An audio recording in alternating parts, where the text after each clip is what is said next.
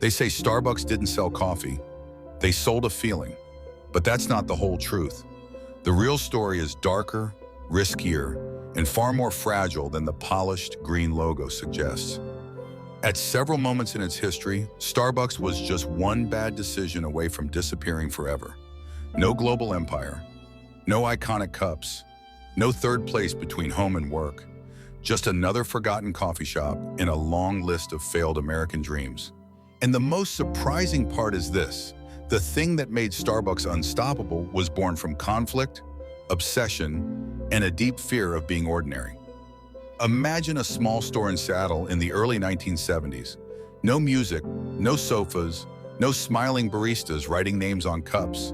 Just the sharp smell of roasted coffee beans, burlap sacks stacked against wooden walls, and a handful of men who believed coffee deserved respect. The founders of Starbucks weren't trying to build a lifestyle brand.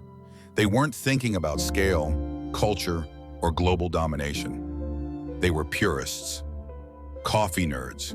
They sold beans, not drinks. They believed Americans didn't understand coffee, and frankly, they looked down on that ignorance. This wasn't a business chasing mass appeal. It was a business quietly judging its customers. At the time, America didn't have a coffee culture. Coffee was cheap, burnt, and functional. You drank it to wake up, not to enjoy. Diners refilled your mug without asking. Nobody talked about origin, roast profiles, or aroma. And that's exactly what made the founders of Starbucks feel special. They weren't competing with diners. They were positioning themselves above them. Coffee as a craft, coffee as an education, coffee as identity. But here's the uncomfortable truth. Purism doesn't scale well. Respect doesn't automatically pay the bills. And being right about quality doesn't mean you'll win the market. Starbucks was respected, but it wasn't powerful. It was a niche store selling beans to a narrow audience in one rainy city.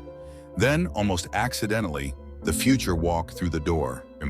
Howard Schultz wasn't a founder. He wasn't a coffee expert. He wasn't even particularly obsessed with beans. What he was obsessed with was people, and more importantly, with what was missing. When Schultz first encountered Starbucks, he saw something the founders didn't. They saw coffee as the product. Schultz saw coffee as the excuse. On a trip to Italy, Schultz experienced something that quietly rewired his brain. In Milan, coffee wasn't just a drink, it was a ritual, a pause, a place. People didn't rush in and out with paper cups. They stood at the bar, talked, argued, flirted, lived. The cafe wasn't a store, it was a social stage. And Schultz realized something dangerous. Starbucks wasn't wrong, but it was incomplete. This is where the story could have ended. Schultz tried to convince the founders to serve espresso drinks. They refused. Serving drinks would dilute the purity of the brand. It would turn a temple into a cafe. From their perspective, Schultz's vision was a betrayal.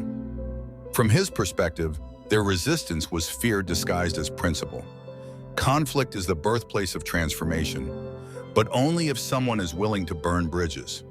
Schultz left Starbucks and started his own coffee chain inspired by Italian cafes. It wasn't easy. Investors were skeptical. Americans, they said, wouldn't pay premium prices for fancy coffee. They wouldn't stand around drinking espresso. They wouldn't care. Schultz bet his entire future on the belief that Americans didn't know what they wanted yet. Then came the twist that defines the entire Starbucks saga.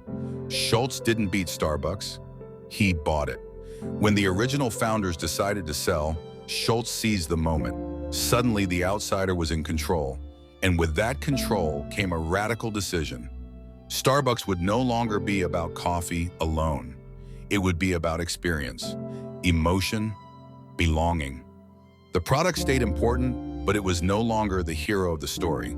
The customer was. This was a philosophical shift, not a marketing trick. Starbucks began designing stores not for efficiency, but for comfort. Music mattered, lighting mattered, the smell mattered. Baristas weren't just employees, they were hosts. The goal wasn't to sell a cup, it was to create a place where people wanted to stay. And here's the counterintuitive insight that changed everything. The longer people stayed, the more powerful the brand became. Starbucks wasn't optimizing for speed, it was optimizing for attachment. As the company expanded, it made decisions that traditional business logic would have rejected. Health insurance for part-time employees, stock options for baristas, training that went far beyond what was necessary to pour coffee. These weren't acts of charity, they were strategic investments in culture. Schultz believed that if employees felt respected, customers would feel it too. This belief was tested again and again as Starbucks grew at a pace that terrified even its own leadership. Stores multiplied, cities blurred together. Critics began to whisper that Starbucks was losing its soul, that it was becoming too corporate, too standardized, too big. And then came the moment that almost broke the company. By the mid-2000s, Starbucks was everywhere, on every corner, in airports, bookstores, hospitals. Growth had become automatic. New stores opened because that's what successful companies do. But something subtle was slipping away. Customers still came, but the magic felt thinner. The smell of coffee was drowned out by the smell of efficiency. Machines replaced rituals. Speed replaced conversation. Sales slowed. The stock fell. And for the first time, Starbucks faced a terrifying question. What if scale had destroyed the very thing that made it special? Howard Schultz returned as CEO, and his first move shocked Wall Street. He closed thousands of stores for retraining. He publicly admitted mistakes. He spoke not about profits, but about purpose. In a world obsessed with growth, he chose to pause. This wasn't nostalgia. It was survival. Schultz understood something most leaders miss. Brands don't die when they stop growing. They die when they forget why they exist. Starbucks had chased expansion so aggressively that it had stopped listening to itself. The recovery wasn't immediate, it was painful, but it was real. Starbucks doubled down on storytelling, on origin, on human connection. It didn't abandon technology, but it refused to let technology replace warmth. Mobile ordering came, but so did renewed focus on the in-store experience. And beneath all of this lies the deeper lesson that makes the Starbucks story more than a business case. Starbucks didn't win because it had better coffee. Plenty of companies can roast beans. It didn't win because it was cheaper. It never was. It won because it understood a human truth. People don't just buy products, they buy meaning. They buy moments. They buy places where they feel seen, even briefly. Every Starbucks is a small promise, a predictable refuge in an unpredictable world. When everything else changes, the cup feels familiar, the menu feels safe, the ritual feels grounding. That consistency isn't boring, it's comforting. But comfort is fragile, and Starbucks knows this better than anyone. As consumer values shift, as younger generations question corporations, as competition grows louder, the company faces a new tension. How do you remain human at global scale?